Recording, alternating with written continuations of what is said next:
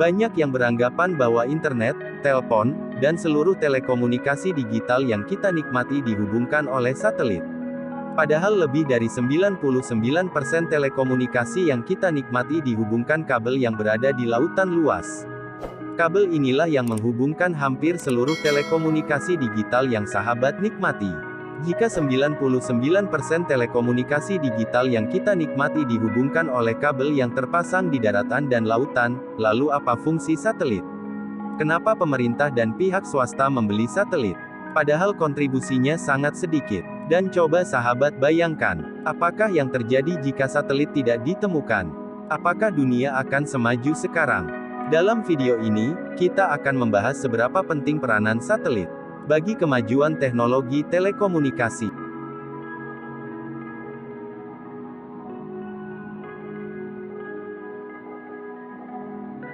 Satelit pertama kali diluncurkan pada tanggal 4 Oktober tahun 1957 oleh Uni Soviet pada masa Perang Dingin. Satelit ini bernama Sputnik, mengorbit bumi di ketinggian 577 km. Teknologi awal satelit tidaklah terlalu canggih, belum bisa untuk menerima dan memancarkan signal, jadi, hanya satu arah. Sputnik memancarkan gelombang yang bunyinya seperti ini.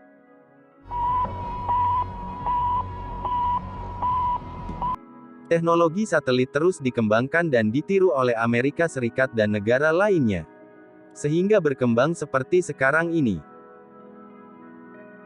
Bagi sahabat yang merupakan kaum milenial, atau yang lahirnya antara 1980 dan 1990-an, mungkin mengira satelit memegang peranan penting dalam telekomunikasi global, sebab film-film, buku pelajaran, iklan di TV, menggambarkan peran satelit yang sangat signifikan bagi telekomunikasi elektronik. Seringkali kita dilihatkan gambar satelit yang menghubungkan signal antara poin satu ke poin lainnya. Sehingga ada istilah cloud, yang berarti jika kita sedang online itu berarti sedang mengakses signal yang dihubungkan ke satelit. Tapi tahukah sahabat, bahwa sesungguhnya lebih dari 99% telekomunikasi digital yang kita nikmati ini, ditopang oleh jaringan kabel. Jaringan kabel ini membentang di lautan luas, lebih dari 420 jalur fiber optik bawah laut menunjang lebih dari 99% telekomunikasi digital. Kabel-kabel inilah yang menghubungkan komunikasi antar daerah, pulau ataupun benua. Kalau di darat penampakan kabel fiber optik itu seperti ini, terkadang instalasinya acak-acakan. Kabel ini tersambung dengan menara-menara BTS, atau langsung ke jaringan telepon dan Wi-Fi bagi yang berlangganan. Dan jika ditelusuri kabel-kabel ini akan bermuara di tepi pantai, yang akan terhubung dengan jaringan kabel fiber optik bawah laut. Saat berada di bawah lautan, kabel ini ukurannya akan relatif besar. Kabel ini terdiri dari beberapa lapisan pelindung, tergantung kedalaman laut yang dilewati oleh kabel fiber optik.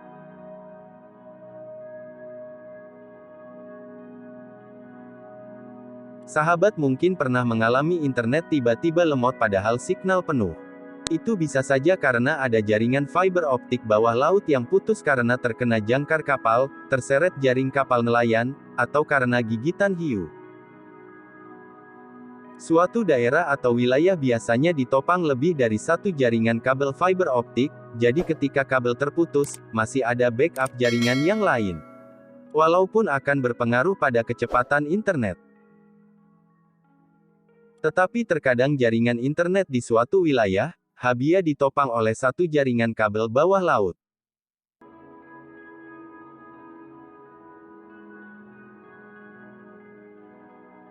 Tanggal 30 Maret tahun 2016. 10 negara Afrika tiba-tiba tidak bisa terhubung dengan internet, setelah diselidiki ternyata salah satu kabel fiber optik bawah laut yang menghubungkan internet di wilayah tersebut putus. Karena terseret jangkar kapal nelayan. Kabel ini bernama ACE, menghubungkan internet antara Eropa dan 10 negara Afrika di bagian barat. 10 negara Afrika ini tidak bisa terhubung dengan dunia luar selama lebih dari 2 hari. Proses perbaikan fiber optik tidaklah mudah, karena sulit untuk mencari titik terputusnya kabel. Dan yang kedua, posisi kabel yang berada di bawah lautan. Dibutuhkan peralatan khusus untuk memperbaikinya. Lalu sejak kapan sebenarnya manusia menggunakan kabel yang berada di bawah laut untuk telekomunikasi? Untuk itu kita harus kembali ke tahun 1842.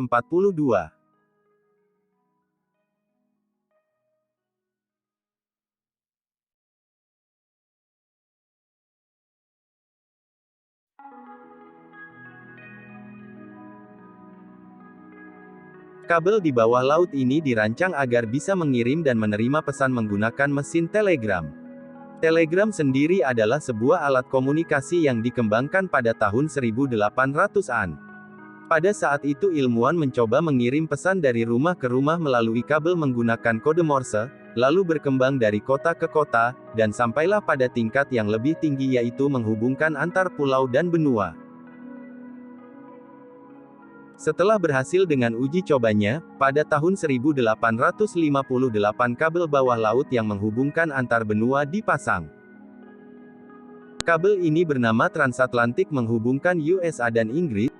Seperti ini kabel bawah laut dipasang pada tahun 1858, kabel hanya dilepaskan pada bagian kapal dan tidak secanggih mesin pemasang kabel fiber optik modern, yang menggunakan alat seperti bajak untuk menggali alur kecil dan menempatkan kabel. Hal ini bertujuan untuk melindungi kabel dari jangkar kapal, jaring penangkap ikan, ataupun gigitan hiu, tetapi terkadang pemasangan tidak selalu sempurna, dan kabel putus terkena jangkar kapal, seperti kasus di Afrika pada tahun 2016.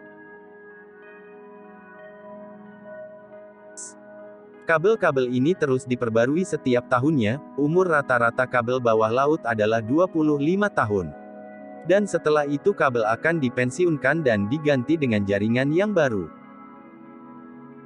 Kalau dahulu di zaman telegram dan telepon kabel bawah laut menggunakan tembaga, sekarang adalah zamannya fiber optik. Fiber optik dikenal sebagai media telekomunikasi yang paling handal yang pernah ditemukan. Kecepatannya hampir menyamai kecepatan cahaya. Ini dia kabel fiber optik bawah laut di seluruh dunia. Dan ini jaringan kabel optik bawah laut di Indonesia. Semua jaringan ini terkoneksi dengan jaringan di darat, lalu terhubung dengan menara-menara BTS, telepon rumah dan Wi-Fi bagi yang berlangganan. Dan jikalau 99% telekomunikasi elektronik dihubungkan oleh kabel fiber optik. Pertanyaannya, kenapa pihak swasta dan pemerintah negara-negara dunia membeli satelit? Fungsi satelit yang paling umum sebenarnya adalah untuk memancarkan siaran televisi ke daerah-daerah terpencil atau ke yang berlangganan TV satelit.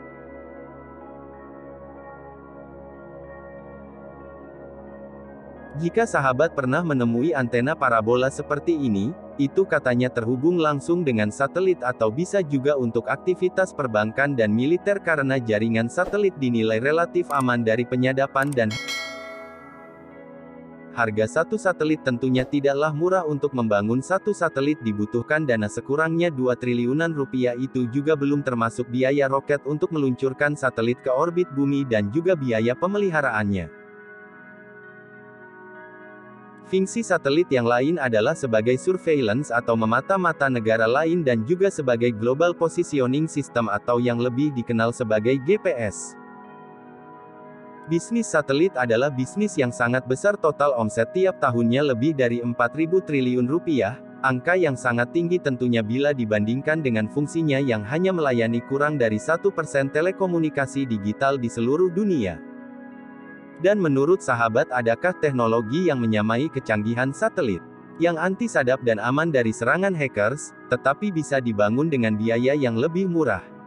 Menggunakan teknologi parabola untuk memancarkan signal ke langit dan langit akan kembali memancarkan signal tersebut ke parabola penerima.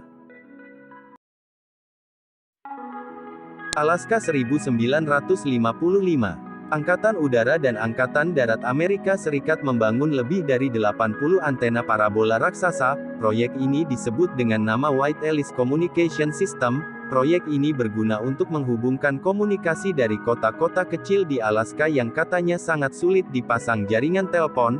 parabola besar ini bekerja dengan cara memancarkan signal ke langit dan secara mengejutkan signal tersebut dipantulkan oleh langit ke parabola penerima tanpa bantuan satelit. Teknologi ini sangat mirip dengan satelit bisa mengirim signal dari satu poin ke lainnya menggunakan parabola, tetapi bedanya hanya satelit itu sendiri. Jika menggunakan teknologi yang ada sekarang, satelit sebagai medianya yang menghubungkan signal dari parabola A ke parabola B. Sedangkan menggunakan Wide Alice Communication, satelit tidak dibutuhkan sebagai media, langit akan memantulkan signal dari parabola A ke parabola B. Wide Alice Communication System memiliki keunggulan yang sama dengan satelit, yaitu sangat sulit dan hampir tidak mungkin untuk disadap atau dihack. Bukan hanya di Alaska, ternyata teknologi ini sempat diinstalasi di Kepulauan Okinawa Jepang, Filipina, dan Hawaii. Tetapi sangat disayangkan sebelum teknologi Wide Alice Communication System berhasil dikembangkan secara sempurna, pemerintah Amerika Serikat lebih tertarik mengembangkan satelit karena terpengaruh Uni Soviet yang terlebih dahulu meluncurkan Sputnik pada tahun 1957. Amerika tidak mau kalah dengan Uni Soviet, jadi Wide Alice Communication ditinggalkan, padahal jika dikembangkan teknologi ini tentunya akan jauh lebih murah dibandingkan dengan menggunakan satelit karena tidak memerlukan roket peluncur. Dan satelit yang membuatnya dibutuhkan dana triliunan rupiah itu. Bagaimana menurut sahabat?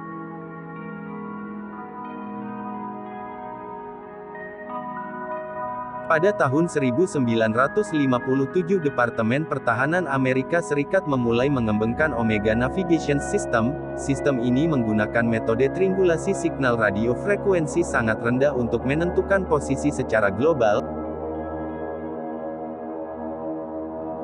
Sistem ini ditunjang oleh 8 menara di seluruh dunia. Cara kerjanya sederhana, 8 menara memiliki signal yang berbeda. Receiver atau perangkat penerima akan mengkalkulasi jarak berdasarkan panjang gelombang dari masing-masing tower,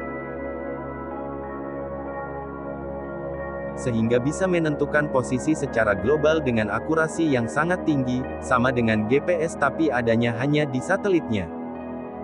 Omega Navigation System menggunakan signal ELF dari 8 tower utama. Dan kalau GPS mengandalkan triangulasi signal dari satelit, lalu perangkat penerima seperti ponsel kita akan menentukan posisi dari beda panjang gelombang signal yang diterima dari satelit.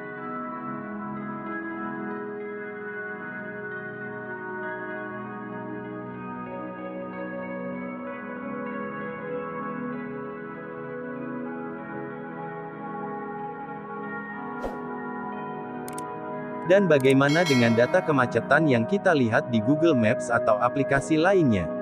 Apakah itu juga dideteksi oleh satelit? Sebenarnya tingkat kemacetan yang sahabat lihat di Google Maps itu, datanya berasal dari pelanggan Google sendiri. Sistem otomatis Google akan mendata berapa banyak ponsel yang ada di jalanan.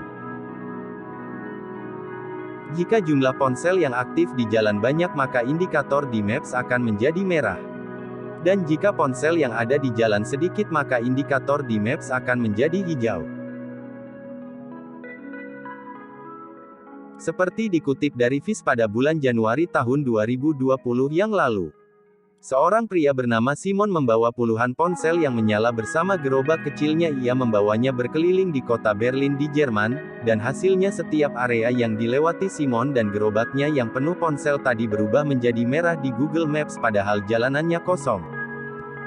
Jadi sama sekali bukan dideteksi oleh satelit. Satelit hanya berfungsi sebagai pemancar signal yang pasif yang sebenarnya bisa digantikan dengan sistem yang lain, seperti 8 tower utama pada Omega Navigation System.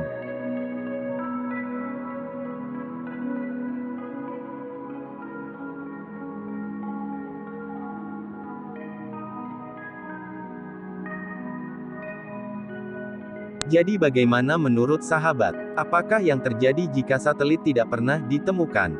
Apakah dunia akan tetap semaju sekarang? Jawabannya tentu saja bisa.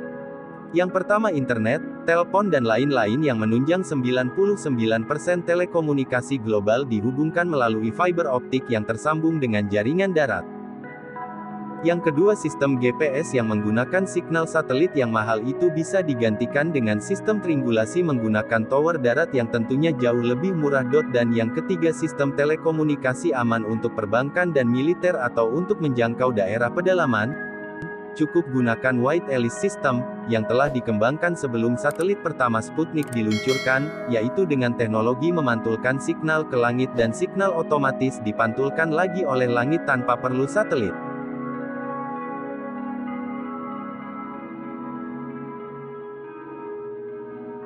Bagaimana menurut sahabat? Apakah kita sependapat? Silahkan tulis pendapatmu di kolom komentar. Terima kasih sudah tonton video ini sampai selesai.